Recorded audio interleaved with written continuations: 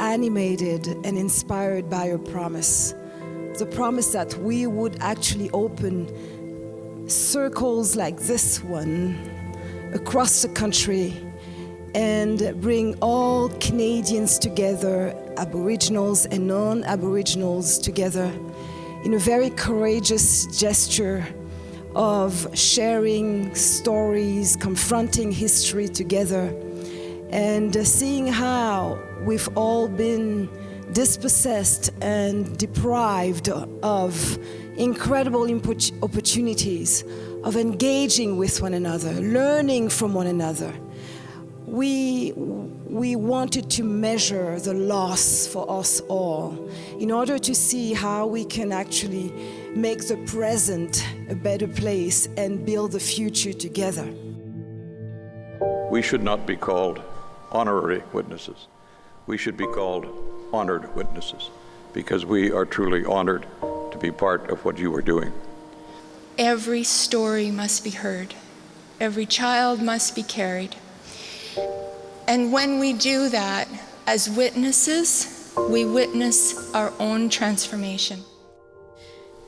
Most amazing to me was that these tales of horror and humiliation were told with the greatest dignity.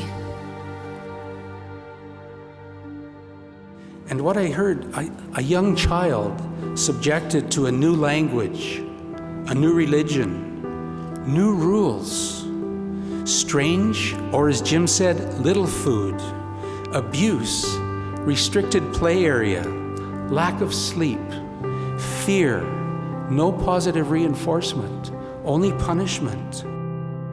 What happened at the residential schools was the use of education for cultural genocide.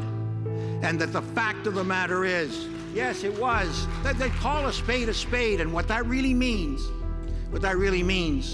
is that we've got to offer Aboriginal Canadians, without any shadow of a doubt, the best education system that is possible to have. I carried your pain for a day, and it hurt me. I carried your pain for a day, and it moved me to do my best to be a witness to your pain, to listen to your struggle, to carry this message of our journey together to others, to help you name and claim the truth, to seek reconciliation of all the partners, to journey with you until the road ends. I carried your pain for a day, and it moved me. And we use the word victims, we use the word survivor, but I don't like those words. I kept seeing them as warriors, spiritual warriors. I know that you did all of that sacrificing, all of that keeping of your language, all of that speaking, even though you would get hurt for doing it. You did it for your children and your grandchildren.